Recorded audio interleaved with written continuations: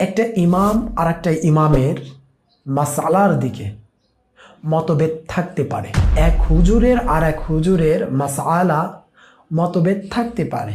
কিন্তু আজ আমরা যে বিষয়টি নিয়ে আলোচনা করবো সেটা হলো এক বৈজ্ঞানিক আর এক বিজ্ঞানিকের মতভেদ। এই মতভেদ বোঝানোর জন্য আমি একটা আয়াত তেলাওয়াত করব পবিত্র কোরআন থেকে।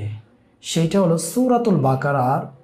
আল্লাহ তাআলা বলেন, আল্লাযীনা ইউমিনুনা বিল গায়বি, যার অর্থ হলো মুত্তাকিন তারা যারা গায়েব ও অদৃশ্যর পর ঈমান আনে। গায়েব আমরা সাধারণত দুইভাবে বুঝতে পারি। গায়েব দুইভাবে বুঝতে পারি। এক, আমি বাংলাদেশে আছে এবং অন্যজন কি আমেরিকায় আছে।